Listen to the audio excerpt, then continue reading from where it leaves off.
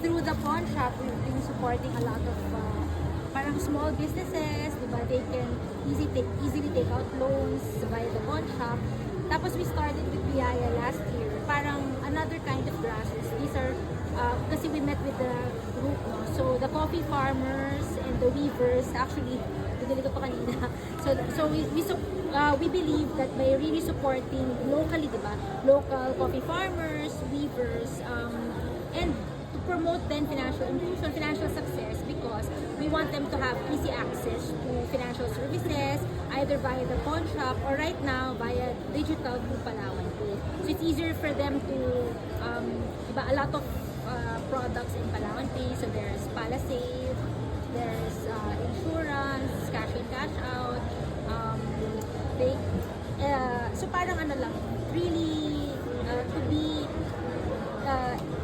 to have financial access to all the financial services of Palawan. So we believe na it helps really promote their business, it helps them become more viable, kasi really the small businesses really have more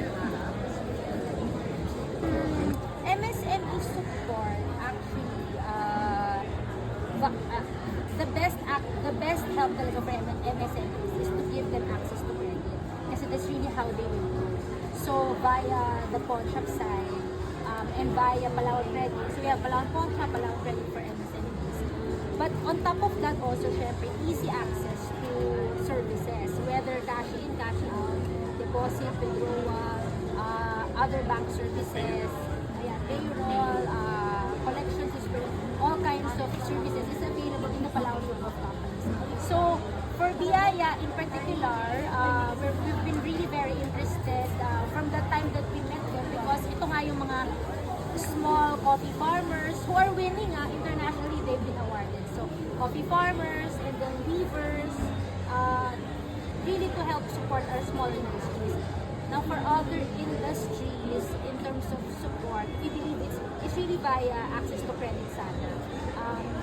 But festivals like this start supporting them to really promote our local communities. Tsaka, for them, it will be easier kasi Palawan Pawn Shop, brick and mortar is nasa lugar nila. Tapos, on top of that, Palawan Pay Digital. So, it's very easy for them to, if they need digital, it's there. Cash, they can go to the nearest Palawan. So, this part here is powered by Palawan Pay. So, the coffee Village. The coffee village is powered by Palawan Pay. So, for the guests coming here, so it's easier. So one, they can download Palawan Pay. Two, it's easier to pay, easier to transact. And within Palawan Pay, they have access to a larger services of Palawan. So, as I mentioned, cash in, cash out. We have Palasave. We have Visa now. Ano ba? Domestic and international remittance is there. Insurance is there. They can pay their bills. So basically, and actually you can buy gold then. I forgot to buy gold. So we have gold here, but there's also gold in Palawan. So dagdagan pa rin yung sinabi ni Ma'am for yung isang support that we're giving to the MSMEs for Biaya Festival. So because one of the challenges of MSMEs, syempre yung mga tinatawag natin ng mga merchant discount rate.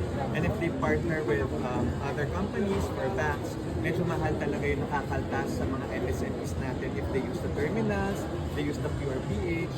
And for Palawan Pay, we are offering the most affordable na parang merchant discount rate, less than 1%.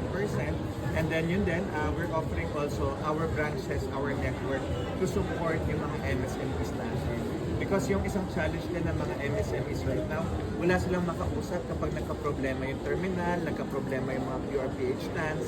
And we know that Palawan, we have the widest network nationwide. We have more than 3,800 branches. So kung magka-problema yung mga MSMEs natin, alam nila na may malapit na Palawan na pwede sila. So that's the support that we're giving to MSMEs. it's really brick and mortar and digital combined. Yes. So, with the recent weeks, there was a wave of announcements. Yeah, kasi there's pressure from the regulators. The BSP. Talaga. Yes, so right now, in this industry, the e-wallets, meron pa rin fees. As Lawrence mentioned, in the e-wallet industry, we're the lowest in terms of instability. And that is 5 pesos. In the e-wallet industry. Kasi right now, sunod-sunod yung banks eh. So iba naman yung sa banks. ever since. I think almost 2 years na rin yung 5 pesos. But I think more than the InstaPay fee, yung differentiation talaga ng Palawan Pay is free yung cash in namin sa Sa branch branch. kahit magkano yung amount. So compared to other e-wallets and compared to other banks, they charge around 2 to 3% para makapag-cash in. But for Palawan Pay, we offer free cash in, maybe parang for retail, maybe for personal use, and then 5 pesos lang yung InstaPay. So overall combined, the cash in and the InstaPay fee, mas mura pa rin talaga using Palawan Pay. But actually, in the latest survey, as Palawan Group, so Palawan Pawn Shop as a group is the most trusted pawn shop in the Philippines. So parang I think over the last 41 years na kami, we've really established trust in our brand, and we're physically present. And so I think that's really one. Sabi nga ni Burns kanina, di ba? Meron kang branch na malalapitan.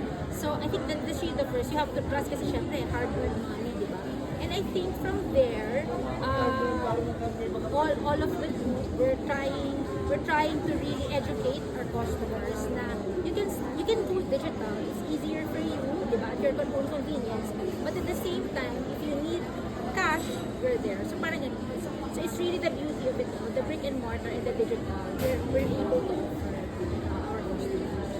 I guess the main thrust really is to strengthen the experience both in the branch and in the wallet. The goal is it's seamless. All the services in the branch should be in Palawan Pay. All the services in Palawan Pay will be at the branch. So it's seamless across all our platforms. Kasi ganun eh, that's really our differentiation on that. We're not pure digital, we're brick and mortar. And yeah, dito, the rest is different. Gold is in Palawan Pay. So I guess yun talaga yun ang thrust for the next year. You see it. Right now, it's very difficult to survive without a digital arm. So, Palawan Pay is the digital arm of the Palawan Group. So, as to spinning it off into a whole separate one, it may be something, but it's really more, we still haven't maximized the potential of the brick tech. How many users?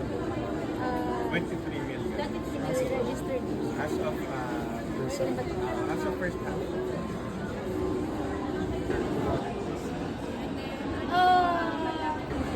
Thank you,